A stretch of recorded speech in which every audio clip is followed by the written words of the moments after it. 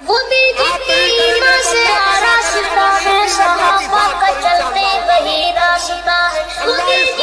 ईमान से अल्लाह मुझसे ज्यादा काबिल लोगों को पैदा करेगा। हमको अल्लाह की जरूरत है, अल्लाह को हमारी जरूरत नहीं है।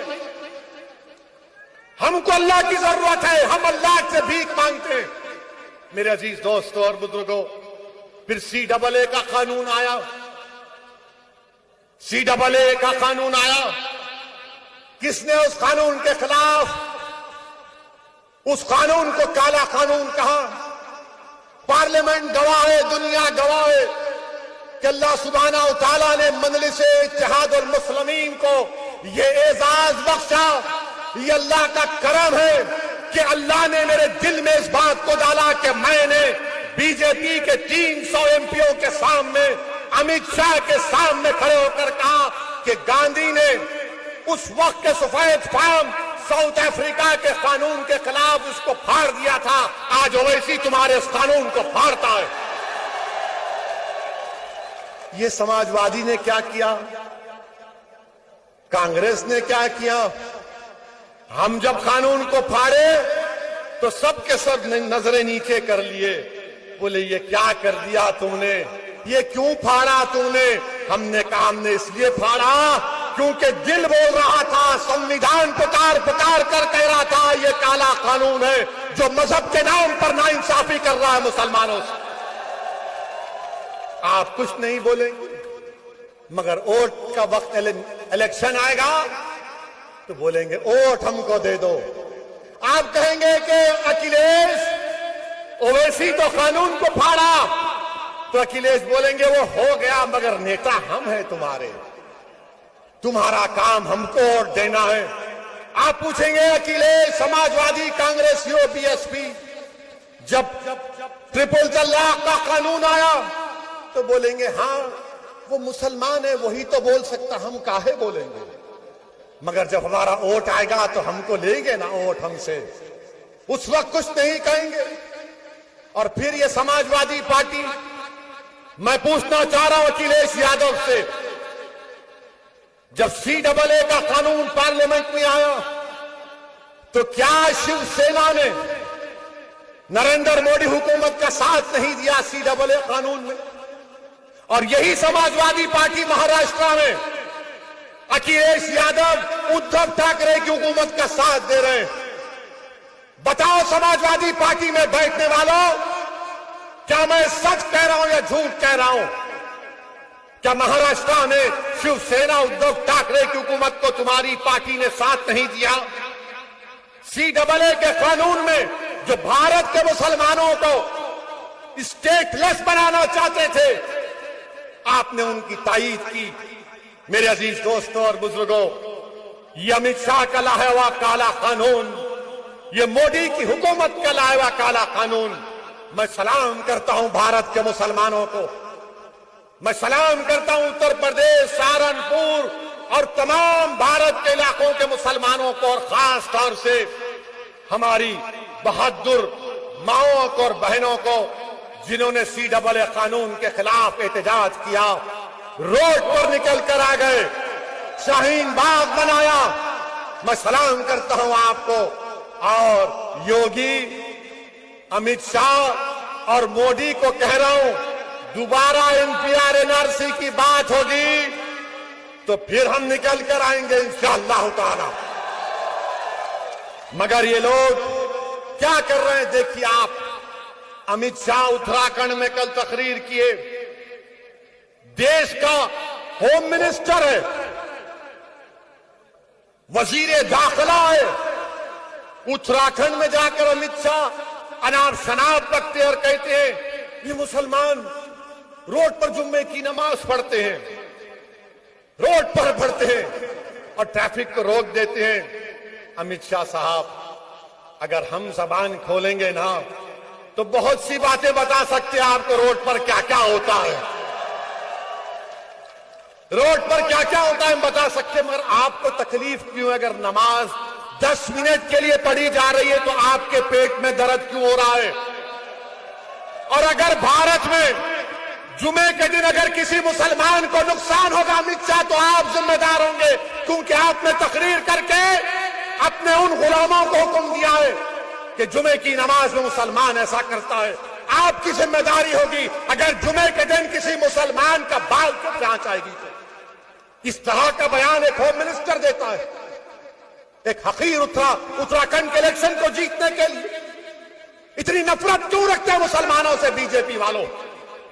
आप तो संविधान पर ओथ लिए ना, आप तो संविधान पर हल्फ लिए जिसको बाबा साहेब अंबेडकर ने बनाया, और उस संविधान में सबको बराबरी का मौका दिया गया। Right to equality fundamental right है, मगर अमित शाह नफरत की बात कर रहे हैं। मेरे अजीज दोस्तों और बुजुर्गों, यही अमित शाह और योगी मोदी की हुकूमत ने यूएपीए का कानून लाए। क्या इस कानून में समाजवादी ने वोट नहीं दिया? क्या कांग्रेस ने साथ नहीं दिया? मैं खड़ा हुआ, इम्तियाज जलील खड़े हुए, हमने इस कानून के खिलाफ वोट दिया। कांग्रेसियों से कहा कि शर्म करो, तुम डूब मरो। मैंने पार्लियामेंट में कहा, कांग्रेसियों की तरफ हाथ बताकर कहा कि मेरी अल्लाह से दुआ है कि तुम्हारे बड़े बड़े कायदीन जेल को जाएं और 5-5 साल जेल में सड़े, तब तुमको मालूम होगा मुसलमान की तकलीफ क्या होती है। यूएपीए का कानून कांग्रेस ने तायीद कर दी। समाजवादी पार्टी क्या मौकफ है आपका, बताओ मेरे अजीज दोस्तों और बुजुर्गों। और फिर मोदी हुकूमत अब एनपीआर एनआरसी की तैयारी कर रही है। ये जो कानून है पैदाइश का और मौत का, उसमें तब्दीली ला रही है। 1969 का जो कानून है registration of birth and death का, मोदी एनपीआर एनआरसी इस तरीके से लाना चाह रहे हैं कि ये जो अगर कोई पैदा होता है या किसी की मौत होती है, वो रियासती हुकूमत की जिम्मेदारी है उसका रजिस्ट्रेशन करना।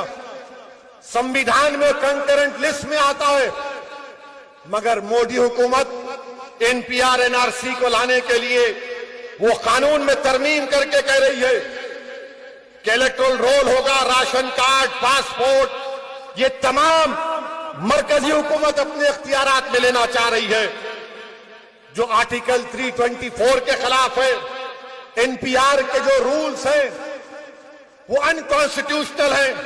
मगर मेरे अजीज दोस्तों, ये सुप्रीम कोर्ट के पुट्टुसामी जजमेंट के भी खिलाफ हैं। आप मेरी पैदाइश और मेरी मौत को मेरे आधार कार्ड से नहीं जोड़ सकते, आप मेरे वोटर कार्ड से इलेक्टोरल कार्ड से नहीं जोड़ सकते। ये साजिश मंसूबाबंद तरीके से मोदी कर रहे हैं। और आप आधार कार्ड, लोग कहेंगे कि असदुद्दीन ओवैसी तुम डरा रहे हो, डरा नहीं रहा हूं, सच्चाई को बयान कर रहा हूं। इसकी मिसाल दे रहा हूं। तस्लीम नामी एक शख्स यूपी का मध्य प्रदेश में चूड़ियां बेचने गया, 1 महीने से जेल में। उसके आधार कार्ड में सिर्फ नाम के स्पेलिंग की गलती है, तो 1 महीने से जेल में तस्लीम है। याद रखिए, एनपीआर होगा तो एनआरसी हो जाएगा, और जब एनपीआर होगा तो सहारनपुर के तहसील ऑफिस पर नाम लगाया जाएगा असदुद्दीन ओवैसी का, और तहसीलदार नाम देखेगा सच तो कहेगा तू प्रूफ कर दे कि तू भारत का शहरी है। और भारत के शहरी के लिए प्रूफ करने के लिए मुझे अपने मां बाप की पैदाइश को बताना पड़ेगा, उनका डेट ऑफ बर्थ और बर्थ सर्टिफिकेट लाना पड़ेगा। अगर मैं वो कर भी देता हूं, उसके बाद तहसीलदार एक और लिस्ट लगाएगा, तो ये पूरे संघ परिवार के लोग जाकर कहेंगे नहीं, हमको फिर ऑब्जेक्शन है असद के नाम पर, फिर हमसे पूछताछ शुरू हो जाएगी। याद रखिए, मैं आपको मुतनब्बे कर रहा हूं, इसको रोकना है, और कोई पार्टी इसकी बात नहीं कर रही है, ना कांग्रेस, ना समाजवादी, ना बीएसपी, ना आरएलडी, क्योंकि हम जानते हैं ना कि अगर किसी के घर के सामने आकर कोई नारा लगाता था कि मुसलमान कब्रिस्तान या पाकिस्तान, तो मेरा घर था, तुम्हारा घर नहीं था। मेरे घर के सामने आकर नारे लगाए जाते, मुझे आज भी गालियां दी जाती। क्रिकेट मैच हारते तो एक मुसलमान को पर इल्जाम लगा दिया जाता। मेरे अजीज दोस्तों और बुजुर्गों, इसीलिए हम आपसे कह रहे हैं कि अपनी क़यादत को बनाइए, मुझे मत देखिए, अपने आप को देखिए, अपने मेरे घर के सामने आकर नारे लगाए जाते, मुझे आज भी गालियां दी जाती, क्रिकेट मैच हारते तो एक मुसलमान को पर इल्जाम लगा दिया जाता।